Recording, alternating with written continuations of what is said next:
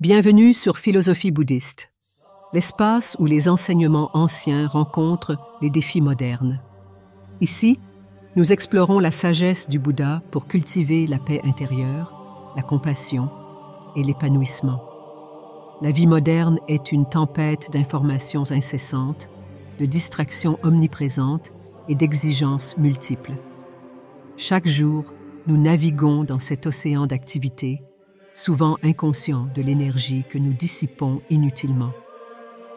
Pourtant, une vérité simple, mais puissante, peut transformer cette réalité, la conscience.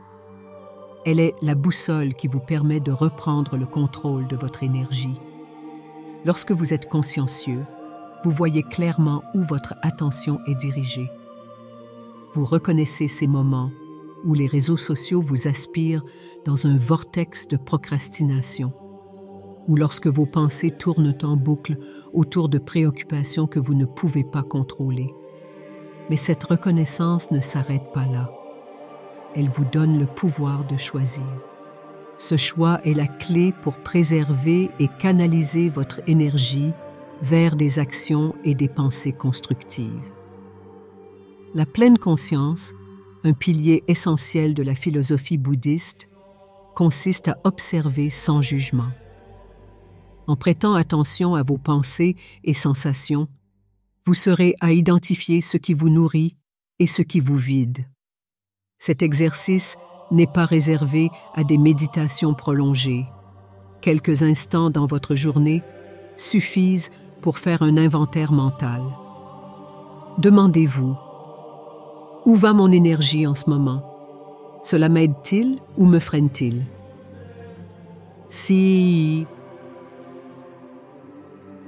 En intégrant cette habitude, vous entreprenez à construire une vie alignée avec vos intentions plutôt qu'une existence dictée par des influences externes.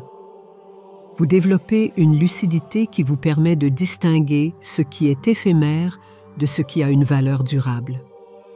Chaque fois que vous choisissez d'être pleinement présent, vous reprenez un peu plus le contrôle de votre existence. Votre énergie est une ressource précieuse, limitée. Pourtant, combien de fois permettez-vous aux attentes des autres de dicter votre emploi du temps, ou laissez-vous des situations négatives empiéter sur votre sérénité? Fixer des limites est un acte de respect envers soi-même et un fondement pour une vie équilibrée. Les limites ne signifient pas ériger des murs pour vous isoler, mais dessiner des lignes claires qui protègent votre bien-être.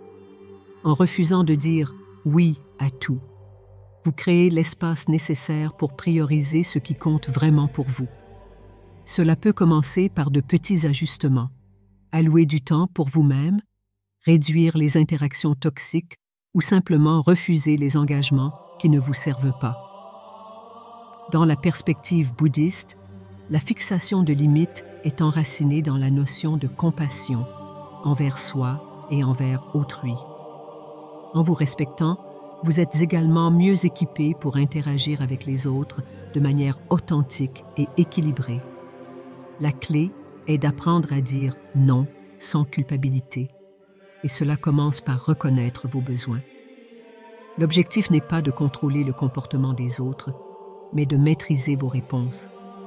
Chaque limite établie devient un acte d'amour envers vous-même, une affirmation que votre énergie mérite d'être préservée pour des choses qui vous élèvent plutôt que de vous épuiser. L'une des sources de fatigue les plus insidieuses réside dans une vie de désaligné, où vos actions quotidiennes ne transmettent pas vos valeurs profondes.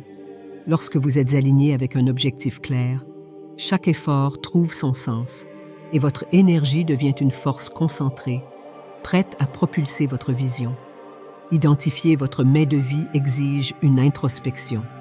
Cela commence par une série de questions honnêtes. Qu'est-ce qui me passionne profondément? Quels sont les principes que je ne sacrifierai jamais? Les réponses à ces questions ne sont pas toujours immédiates, mais elles offrent une direction. Une fois que vous savez où vous voulez aller, chaque décision devient plus simple. Vous savez quoi accepter et quoi refuser. Dans la tradition bouddhiste, Cette idée est liée au concept de dharma, ou chemin de vie. Suivre votre dharma ne signifie pas toujours grandiose ou spectaculaire, mais plutôt authentique. Ce qui importe, c'est de vivre une vie qui reflète vos valeurs et votre vérité intérieure. Lorsque vos efforts sont alignés avec ce mais, vous ressentez un profond sentiment de fluidité et de motivation. Imaginez chaque action comme un petit pas dans une grande marche vers un objectif qui vous inspire. Vous ne gaspillez plus votre énergie sur des distractions insignifiantes. Au contraire, chaque geste devient significatif. Chaque jour un chapitre vers une histoire plus grande. Même les machines les plus sophistiquées ont besoin de temps d'arrêt. Alors pourquoi ne pas accorder cette même indulgence à votre corps et à votre esprit? Dans une société obsédée par la productivité, la récupération est souvent négligée, voire perçue comme une faiblesse. Pourtant, elle est essentielle à la maîtrise de votre énergie.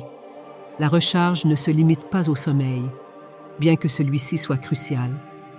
Elle implique également de nourrir votre esprit et votre âme.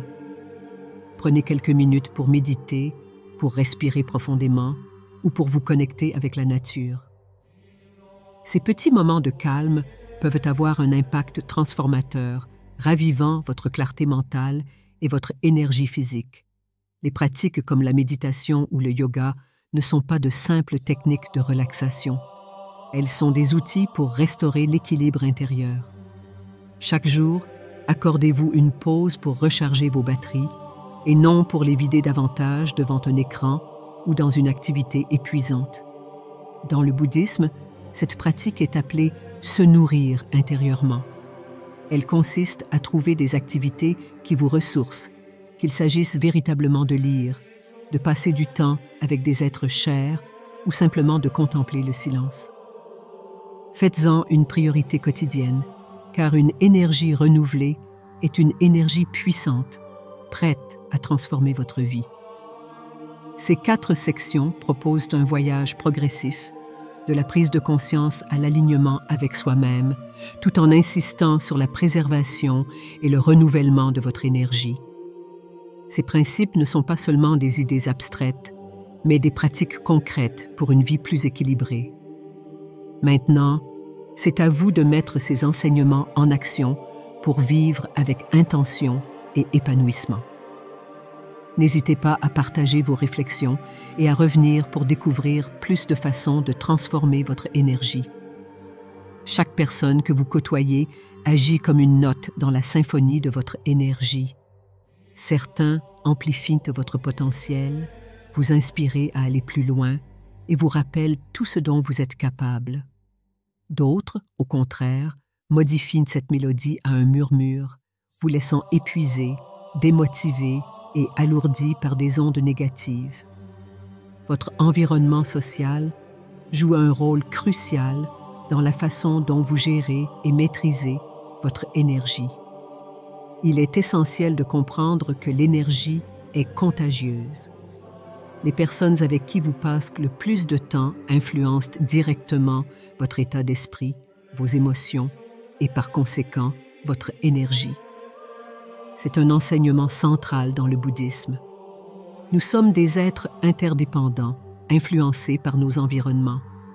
Si vous vous entourez de personnes positives, bienveillantes et motivantes, vous constaterez une élévation de votre propre énergie. En revanche, les influences négatives ont un effet tout aussi puissant, mais dans la direction opposée. Pour renforcer votre énergie, commencez par un inventaire honnête des relations dans votre vie. Prenez un moment pour réfléchir à chaque interaction. Vous ressentez-vous motivé et soutenu après avoir parlé à cette personne? Ou avez-vous l'impression que votre énergie a été siphonnée? Il ne s'agit pas de juger ou de condamner, mais de reconnaître où va votre énergie et d'agir en conséquence. Cela ne signifie pas qu'il faille couper tous les liens avec des individus négatifs. Parfois, il est impossible ou même inutile de s'éloigner complètement. L'objectif est plutôt de limiter leur influence en fixant des limites claires, tout en investissant davantage dans des relations qui vous élèvent. Ces multiplicateurs d'énergie sont souvent des mentors, des amis proches ou des membres de la famille qui incarnent les valeurs que vous admirez. Outre les relations humaines, votre environnement physique joue également un rôle. Un espace désorganisé ou chaotique peut drainer votre énergie sans que vous en soyez conscient. Prenez le temps de créer des environnements qui inspirent la sérénité et la créativité. Un espace bien rangé, éclairé et apaisant est comme une toile de fond harmonieuse pour votre vie. Enfin, n'oubliez pas les environnements numériques. Les comptes que vous suivez sur les réseaux sociaux, les émissions que vous regardez et même les messages que vous lisez ont un impact. Curatez vos flux pour qu'ils transmettent les valeurs que vous souhaitez cultiver. Éliminez les sources de négativité et entourez-vous de contenu qui nourrit votre esprit. En vous connectant intentionnellement à des multiplicateurs d'énergie, vous créez un cercle vertueux d'inspiration et de force. Cela vous pousse non seulement à être la meilleure version de vous-même, mais aussi à inspirer les autres à faire de même. Votre énergie devient alors un phare, attirant à vous des opportunités et des relations alignées avec votre chemin. Les émotions négatives sont inévitables. Chacun de nous traverse des moments de colère, de tristesse, de frustration ou de peur. Mais la véritable question n'est pas de savoir si vous pouvez les éviter, car vous ne pouvez pas, mais de savoir ce que vous faites avec ces émotions lorsqu'elles surgissent. Dans la philosophie bouddhiste, l'énergie négative n'est pas une fin en soi, mais un point de départ. Elle peut être transformée, transmutée en quelque chose de constructif et d'épanouissant. Le premier pas vers cette transmutation est l'acceptation. Trop souvent, nous luttons contre nos émotions négatives, pensant qu'elles sont indignes ou qu'elles nous rendent faibles. Mais nier leur existence ne fait que renforcer leur entreprise. Au lieu de cela, le bouddhisme propose d'observer ces émotions avec curiosité et bienveillance. La colère, par exemple, peut être perçue comme un signal indiquant un besoin non satisfait ou une injustice perçue. Reconnaître cette racine profonde est le premier pas vers sa transformation. Une fois que vous avez accepté l'émotion, vous pouvez commencer à la rediriger. La colère peut devenir un moteur de changement positif. La peur, souvent perçue comme un obstacle, peut être un rappel puissant de ce qui compte vraiment pour vous. Lorsqu'elle est bien gérée, elle devient une force motrice pour affronter les défis avec courage et détermination. Des pratiques comme la méditation ou la respiration consciente sont des outils puissants pour ce processus. Elles vous permettent de prendre du recul et d'observer vos émotions sans réagir impulsivement. Imaginez un feu de camp. S'il est laissé à lui-même, il peut brûler de manière incontrôlée. Mais avec attention et soin, ce feu peut être utilisé pour fournir chaleur et lumière. Transmuter l'énergie négative ne signifie pas ignorer les aspects sombres de la vie, mais les intégrer dans un processus de croissance. Cela peut également inclure des actions physiques, faire du sport, danser ou même écrire dans un journal, peut transformer cette énergie en quelque chose de tangible et libérateur. L'objectif est de ne pas rester prisonnier de l'émotion, mais de la canaliser vers une expression positive. Avec le temps, cette pratique devient une seconde nature. Vous commencez à voir les émotions négatives non pas comme des obstacles, mais comme des opportunités de transformation. Elles deviennent des points d'apprentissage, des occasions d'explorer vos forces intérieures et de découvrir des ressources que vous ne saviez pas avoir. Il y a un pouvoir presque magique dans la gratitude, non pas parce qu'elle change immédiatement les circonstances extérieures, mais parce qu'elle change votre perception de ces circonstances. Lorsque vous pratiquez la gratitude, vous réalignez votre énergie, passant d'un état de manque ou de frustration à un état d'abondance et de sérénité. Et lorsqu'elle est combinée à la pleine présence, cette pratique devient encore plus puissante. La gratitude commence par de petits gestes. Il ne s'agit pas de rechercher des moments grandioses à célébrer, mais de reconnaître la beauté dans les détails les plus simples. La chaleur du soleil sur votre peau, un sourire échangé avec un inconnu, ou même la chance d'avoir un repas. Chaud. Chaque instant contient une raison d'être reconnaissant si vous prenez le temps de le remarquer. Être présent, c'est vivre pleinement chaque instant sans être distrait par le passé ou inquiet pour l'avenir. Dans un monde qui valorise la multitâche et la productivité constante, être entièrement absorbé par une seule tâche peut sembler contre-intuitif. Pourtant, c'est dans ces moments de pleine attention que vous découvrez une profondeur et une richesse insoupçonnées. La pleine conscience et la gratitude sont étroitement liées. Lorsque vous êtes pleinement présent, vous êtes plus à même de remarquer les aspects positifs de votre vie. De même, pratiquer la gratitude vous aide à rester ancré dans le moment présent, car vous vous concentrez sur ce qui est ici et maintenant. Dans la perspective bouddhiste, ces pratiques ne sont pas de simples exercices mentaux, mais des moyens de transformer votre relation au monde. En cultivant un état d'esprit reconnaissant, vous attirerez plus de positivité dans votre vie. Les petits gestes de gratitude deviennent des piliers sur lesquels vous construisez une vie d'équilibre et d'harmonie. L'intégration de ces pratiques dans votre quotidien peut être aussi simple que de tenir un journal de gratitude ou de commencer votre journée en réfléchissant à 3 choses pour lesquelles vous êtes reconnaissant. Vous pouvez également pratiquer la pleine conscience à travers des activités courantes, comme boire une tasse de thé ou marcher en silence. Ce sont ces moments qui, accumulés, transforment votre vie. La gratitude et la présence sont des pratiques qui nourrissent votre esprit et votre cœur. Elles vous permettent de voir au-delà des défis immédiats et de vous reconnecter à un état d'équilibre et de paix intérieure.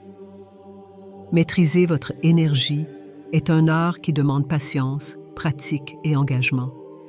Les principes que nous avons explorés, conscience, limites, alignement, recharge, relation, transmutation et gratitude, sont autant d'outils pour vous guider vers une vie plus épanouissante. Chaque pas dans cette direction est un acte de respect envers vous-même et envers votre potentiel. Prenez un moment pour réfléchir à ce que vous pouvez intégrer dès aujourd'hui. Peut-être une simple pause pour observer vos pensées ou un geste de gratitude pour quelque chose que vous avez souvent pris pour acquis. Ces petits changements répétitifs et intentionnels peuvent avoir un impact énorme. Si ces idées résonnent avec vous, partagez cette sagesse autour de vous. Invitez vos proches à explorer ces pratiques et transformer ensemble votre façon d'aborder la vie. Vous avez en vous le pouvoir de créer un équilibre durable et de rayonner d'une énergie qui inspire. C'est le moment d'agir, un moment à la fois.